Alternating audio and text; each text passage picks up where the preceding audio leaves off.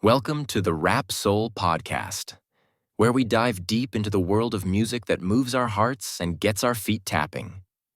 This is the intersection of rap and soul music from the 80s, 90s, and 2000s. We appreciate you for listening. Share this podcast with a friend or family member who loves music as much as you do. The podcast is hosted by 12 Kyle. Next up, the Rap Soul Podcast. Welcome to another edition of the Rap Soul Podcast.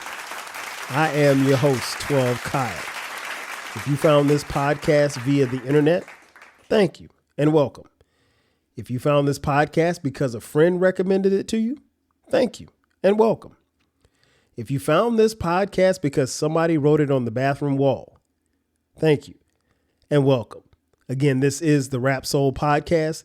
This is the intersection of hip hop, rap, soul, and R&B from the 80s, 90s, and the 2000s. This is the best music podcast that you've never heard until right now. You see the title, When Did Hip Hop Die? Just for the record, I don't necessarily know that hip hop as you know it is dead, but the hip hop that I knew when I grew up on is dead, and I'll explain why. I came to this idea for this particular episode a few months ago. I was on the phone chopping it up with the homies, Uncle Dolomite from the Too Much Game podcast. Make sure you check him out. And my man King Germ from the Poddin' Saved Our Marriage podcast. And we were having a discussion about hip hop and the music that we grew up on. And Uncle Dolomite said something that was very profound. He said, and I quote, "I think LL laid the first brick in the death of hip hop with I Need Love." Close quote. And it made me think, I didn't know that he did. And I don't think that started the evolution of the death of hip hop, but it was a very poignant point.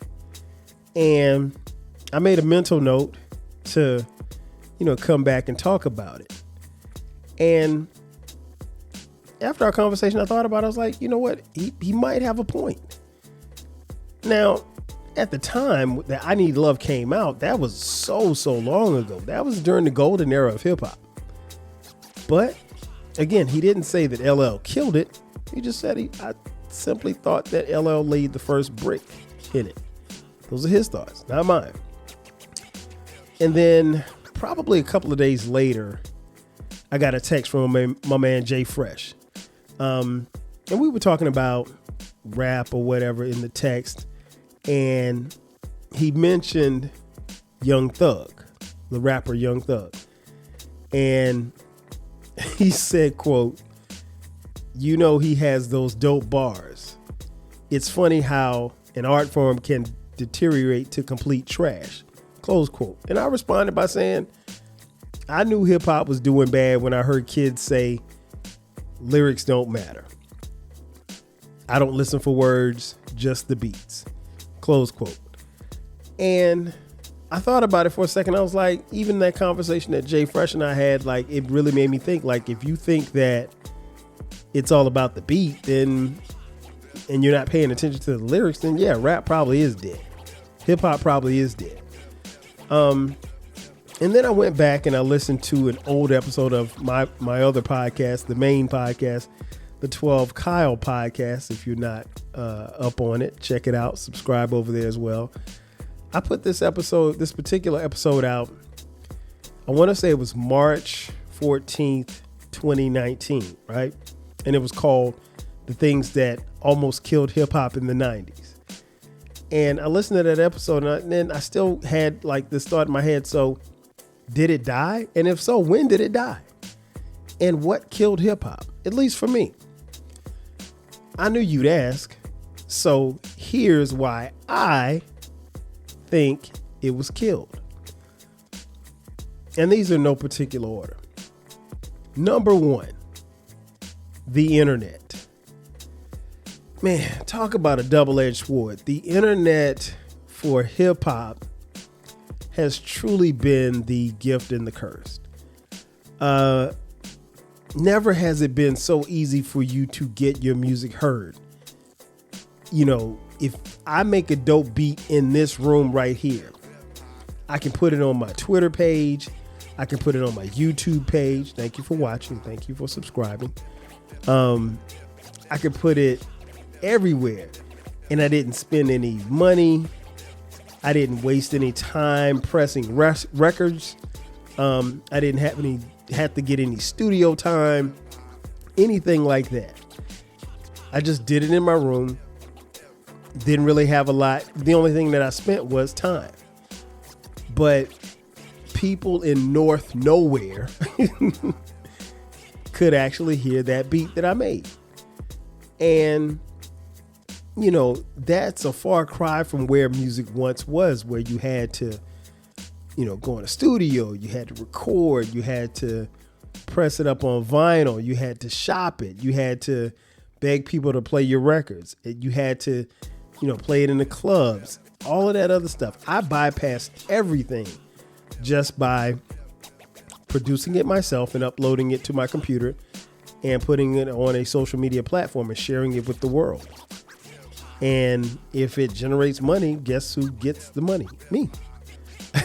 So the internet has truly been the double-edged sword because it allowed you to reach the masses without going through certain steps. So you really went from A to B to C, you went from A to LMNOP. It was just that simple. And so, times really changed because having a record and a record deal back in the day, and let's just say in the golden era, that was a big thing. You had to work for it. You just couldn't just step into the game. But the internet provided a bypass of all of that. And so being able to reach the masses in a very short period of time, also not having to pay dues, was a game changer. But the flip side also, I think, of the internet was its ability or inability to do certain things. The one thing that I do know that the internet did kill as far as hip hop was concerned was one of its number one assets. And one of the number one assets that you have in hip hop is the anticipation of an album. The idea of, hey, this album is coming out November 21st. So there was a rush. There was a belief that if I go to the record store, I get there early, I can get it. I can take it back to my room, listen to it. It was a process. You were totally invested in the process of music. You had to leave your house. You had to get in a car or catch the bus or catch the train to your local record store or Sam Goody or Best Buy or wherever. The mall. Purchase that CD or tape and listen to it. And if it was good, you'd listen to it for a long time. If it wasn't good, then you'd probably be upset because you wasted your money on this CD or tape that really wasn't that good. But that was the anticipation of it. And like I said, it was a process. And I remember when back in the day, a single would come out before the album came out. And you might have to wait, I don't know, a month, maybe a month and a half before the album actually came out. Maybe two. Now we seemingly get 2 or 3 singles before the album even comes out. And then you wait a few weeks. And then sometimes the anticipation is as simple as your favorite rapper putting up a 30-second Instagram reel on Instagram, and you hear the beat in the background and you're like, oh my God, I can't believe it. Or they say on Wednesday, they announce that a new album is coming out Friday at midnight. And you only have to wait 48 hours, and there's really no anticipation with that. So that kind of taking that element out of it, I think is one of hip hop's biggest assets. Is you don't necessarily look forward to music anymore. At least I don't. I mean, I could be the old guy in the room. In fact, I might be the old guy in the room because I am. That being said, there's no anticipation about anything. And so when the music does come, if it's not to your satisfaction, people just move on. Number 2, the death of the mixtape. I think that definitely aided in the death of hip hop. I knew it was over for hip hop when DJ Drama and other DJs got arrested by the feds for selling mixtapes. Mixtapes used to be where you could get an exclusive song by one of your favorite artists, or exclusive verses that you didn't hear anywhere else on anybody else's tape. And you would get real freestyles, not these things that people wrote at home and then went to the studio and spit over somebody else's beat. And it was nothing that was recycled. But the mixtape era was a great era, and it was another era that allowed you to hear some of your favorite artists, sometimes on new beats, sometimes with new rhymes, and you could hear it and really get engulfed in whatever they were talking about. And then sometimes it was a situation where they were previewing new music for an album that was forthcoming. And those were good times. But when the mixtapes went away and the feds got involved and said this was copyright infringement and all of this other stuff, that was part of the death of hip hop. Things really changed. You couldn't go on a Friday to your local neighborhood spot, whatever spot that would be, whether it be a barbershop or a swap meet or wherever, and get your favorite mixtapes. I had them all, man. From DJ Clue to Ron G to Kid Capri, I had my favorites. But mixtapes, the death of mixtapes really changed a lot, and it was part of the death of hip hop for me. Number 3, no balance. When you looked across the board in hip hop, particularly what you saw on TV or heard on the radio, there was no balance. It was either this or that. Like, there was no in between. And for whatever reason, everybody got hard all of a sudden. It was no more fun. And I'll give you an example. In 1988, in my opinion, the greatest year in hip hop, we got Going Off from Biz Markie, Straight Outta Compton from NWA. He's the DJ, I'm the Rapper by DJ Jazzy Jeff and the Fresh Prince. It Takes a Nation of Millions to Hold Us Back by Public Enemy. All 4 of those albums are polar opposites. Biz Markie, NWA, Jazzy Jeff and the Fresh Prince, and Public Enemy. 4 polar opposites. But in those albums, you could get a variety of things. You could have fun. You could have silly stuff. You could have goofy stuff. You could have gangster stuff. You could have self-righteous, ready to fight the power type stuff. And that was the balance in hip hop. I mean, like, you could be listening to the radio and you literally could go from one song from Humpty Hump to, Big Daddy Kane. Rap had balance, and what was pushed forward was balance. It was about, empowering yourself and empowering women like Salt and Pepper, MC Lyte, Queen Latifah, Moni Love, and the likes. And then you could get gangster with NWA or Too Short. And all of that stuff was promoted. Nothing was put to the back. And you don't see balance now in hip hop. You see one thing. Whatever that one thing is, whatever that hot trend is, these record labels, these executives, these radio stations, They truly believe in riding that particular wave until it crashes. And guess what? Once that wave crashes, they'll go get a new wave. Because a new wave is coming. It's always a new wave coming. But yeah, rap had balance. There's no balance anymore. It's not even close to having any balance anymore. And we as fans have ourselves to blame.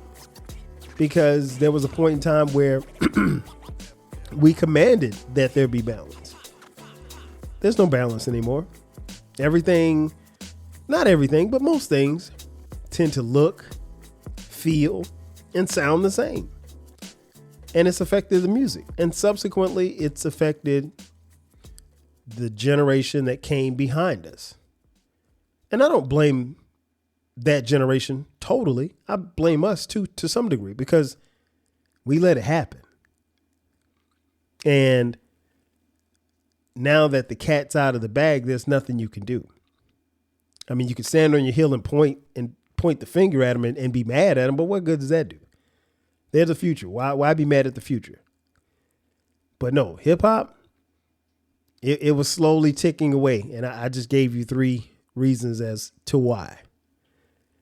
Sit tight. We're going to take a commercial break. And after the break, I'll come back and I'll give you 3 more reasons. Sit tight. We'll be back in just a second. Are you feeling nostalgic for the golden eras of rap and soul music? If so, tune in to the Rap Soul Podcast. We are your weekly journey through the 80s, 90s, and 2000s, spotlighting the music and the hidden gems that shaped the soundtrack of our lives. From the powerful beats to the soulful melodies, we bring you the best of the past with fresh insights and stories. Rediscover the music that defined a generation. Subscribe to the Rap Soul Podcast and enjoy the vibe. And just like that, we are back. Once again, it's your boy 12 Kyle. This is the Rap Soul Podcast, and we're talking about why did hip hop die? And before the break, I gave you a couple of examples. I'll give you a few more before we get out of here. As I mentioned before the break, there's a few things. Let me give you another one. Number 4. And again, these are in no particular order. Number 4. Simply put, there was too much music. That was one of the reasons why hip hop died. It's too much music. This is about quantity. People wanted more and more music. And when you want something so much in demand, you want the quantity, but the quality falls off. And the quality of hip hop fell off a cliff. Like it wasn't even close. Honestly, some people can put out music relatively quickly. And some do it very well. And then some want to bombard people with music just for the sake of saying, hey, we got an album out. But if you look at, and I keep going back to the golden era, they didn't make music like that not because there wasn't a demand, but they wanted you to, when they presented something to you, they wanted you to savor it. Like if you go eat a steak, you get yourself a nice steak. You don't cut the steak up and eat it all fast, right? You want to savor every piece of that steak. And the same goes for hip hop. You would get albums from your favorite artists in doses. You didn't get a bunch of albums all the time. So if your favorite artist dropped an album in 1988, there's a good chance that you probably wouldn't get another album from them for another 3, maybe 4 years. No earlier than 2 years. You weren't dropping another album in a year. That wasn't happening. But it gave you a chance to miss them. It gave you a chance to appreciate the art that they put in your hands, that you paid for. So again, going back to what I mentioned earlier, you have an investment. So now that you have the investment, you're not going to throw the investment away because what? You just got this investment. And you're going to take care of it and you're going to live with it and you're going to love on it. because that's what you do. But if you're giving them the music all the time, there's a lack of appreciation for it. You know, nowadays, if you don't have 2 albums, 5 mixtapes, and 10 guest appearances a year, you're slipping and people are going to forget you. You know, at least that's what they say. This attempt to keep up with the high turnover rate of music has cheapened the music. Now you have regular mixtapes that are, you know, marketed as albums, and it's just a bunch of songs that get thrown together just for the hell of it. Like, you know, not a lot of thought put into it. You know, and I know you got to do what you got to do to survive these days, but, you know, the rush to stay in the public eye shouldn't affect the music the way that it has. In essence, the music has really become watered down. And that's unfortunate because we have a generation now that thinks that this is the model to follow. It's really not. Not for longevity, not for career longevity. You know, because they think if you get out of sight, then you're going to lose your fans. That's not the case. Not if your fans are really, really here for you. You don't necessarily have to put out new music. You know, if you got great content, your fans will keep coming back to your stuff because they dig you, not the wave that you're trying to ride. It doesn't work like that. But yeah, too much music. And I mean, like, it's no different. And I've used this analogy before, and I think it fits here. It's like going to a buffet. You go to a buffet, you see all the food there. You can't eat it all, you know, but you don't really appreciate it either. Because you got 7 different types of chicken, and you got steak, and you got ribs, and you got corn, and you got rice, you got peas, you got candy yams, you got everything. When you get to that whole thing of food, you're looking at it and you don't know what you want to eat. And pretty soon you start eating, and after a while, all the food just tastes the same. And that's how this music has become. It's about all the same. Number 5, something that I've talked about before, and it's definitely worth repeating: too many features. If you know me, you know I'm not a fan of a bunch of features on an album. I think it waters down the album. I've actually seen fans on social media speak down on a particular album because it didn't have enough features. You know, I mean, like, I think that's just whack. Like, you're coming to my album because you want to hear me. It's almost like you want, like, I'm having a party and I'm inviting you to my party. And the first question you say, hey, well, who's going to be there? Is Eclectic coming? Is Dolomite coming? Is Baylor coming? Is Zell coming? Is Derek coming? Is Dr. Jamel coming? You know, like, is J Boog coming? Is Autumn coming? Like, everybody's asking, but wait a second. It's my party, remember?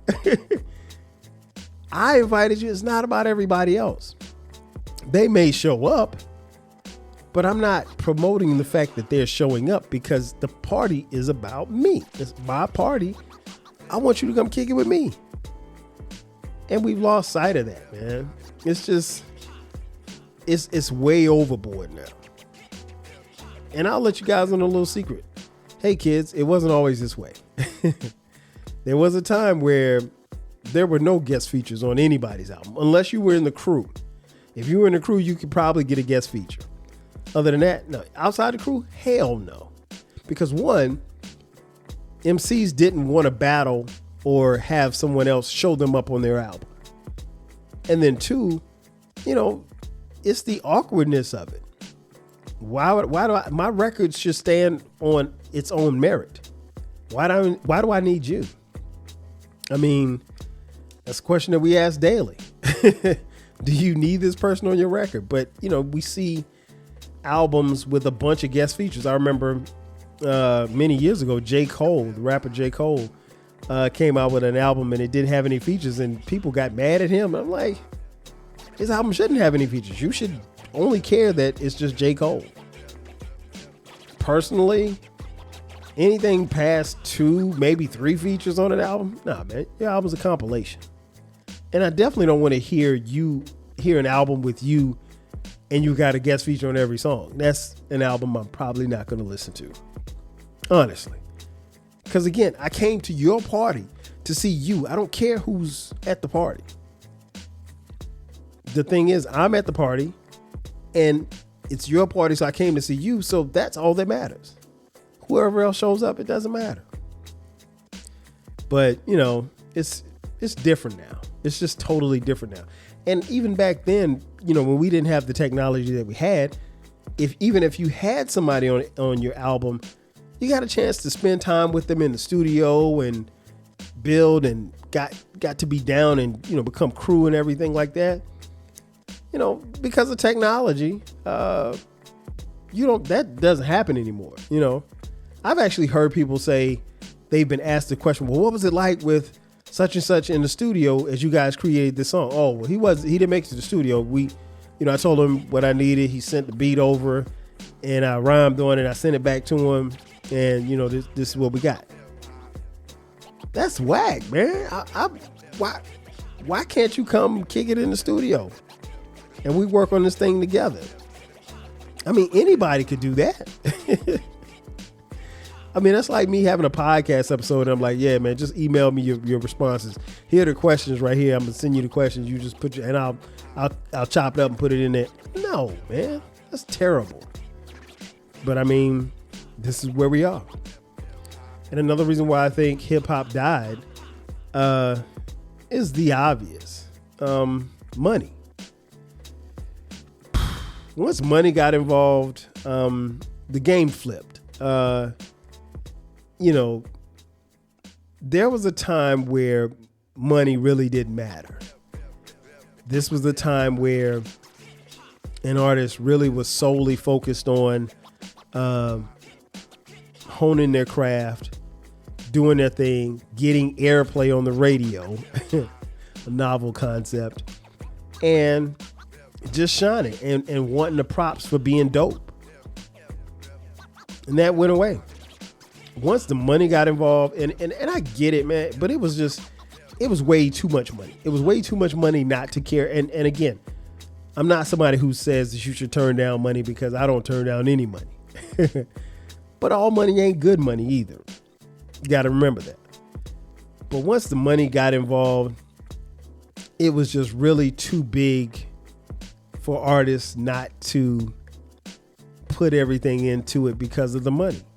And especially getting a lot of the money up front, it took away from some of the artists' hunger. And also, it also made the labels very cutthroat as well, because that meant if you didn't sell, we've invested this money into you. If you don't sell, you out of here. And you get dropped from the label. And that's where we were for a long time. And so the money definitely changed things. So what I'm saying is, in conclusion, there's a lot of things that killed hip hop for me. And again, I gotta say for me, because there are gonna be some people that read the headline of this particular episode and say, oh, hip hop ain't dead. You know, Nas came out with that song, Hip Hop is Dead. Hip hop ain't dead. Hip hop will live forever. Hip hop, in its infancy, grew to be something that was so beautiful, and it's still growing. But the core of what hip hop was, to me, died a long time ago. And I'll be honest, it took a minute for me to come to grips with where hip hop was and where I was and where I fit in that particular equation of hip hop. Because I'm literally someone who saw it grow as a baby into a young adult, into a grown person. I am 9 months older than hip hop. And so I've been around. I can't tell you I know every song. I can't tell you that I know every artist, but I know a little bit about a lot when it comes to hip hop. You know this. But yeah, it's not, it ain't what it was. And for me, it died a long time ago. And again, I had to figure out where I stood in its death and how I was going to move forward with what I was presented with to go forward. And that's not to say that I don't listen to the music of today, because I do. Not a lot of it, but I do. But every now and then, I'll listen to something and it'll be appeasing. And sometimes I'll listen to something and it'll blow me away. But that era in which I grew up and listening to music, hip hop in particular, that era ain't coming back. And I'm okay with that. I've come to grips with it, and I've understood that it's okay that it's no longer here. Because one, I'm here, and two, I still have access to that music, so I can always resurrect it by pressing play. So that goes back to the question that I initially asked. Did it die? Yes and no. For most people, they may say no. For others, they'll say yes. For me, it did. But again, I'm okay with it, because anytime I want to bring it back to life, all I got to do is press play. Ladies and gentlemen, that's going to do it for me. Thank you for checking out this edition of the Rap Soul Podcast. This is a weekly podcast. Again, this is the intersection of the 80s, 90s, and 2000s when it comes to rap and soul music, hip hop, and R&B music. Again, I am your boy 12 Kyle. If you haven't done so already, be sure to subscribe to the Rap Soul Podcast. We have a Reddit page. So if you'd like to take this conversation from here over to our Reddit page, feel free to do so. We have a YouTube channel. If you want to watch this episode, you can do that there as well. Subscribe as well. The great thing about the YouTube channel is that we have not only the video, but we have audio as well. If you're on social media, Rap Soul Podcast across the board, or on Twitter X, Facebook, Instagram, Threads, we're there. And if you want to contribute to the show financially, hit us up on Cash App, $TWELVEKYLE.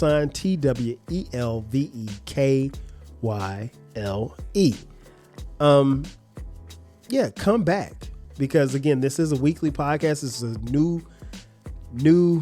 very new venture that I have. And I'm having a lot of fun doing this. So I definitely appreciate you all for tuning in. Again, that's going to do it for me. I am your boy 12 Kyle. I'll catch you guys next time. 5 G's. Thank you for listening. This concludes the episode. Be sure to subscribe to the Rap Soul Podcast. You can find the podcast wherever you get your podcasts. Follow the podcast on social media. And feel free to continue this discussion on our Reddit page. More importantly, share this podcast with a friend or family member who loves music as much as you do. Until next time, 5,000.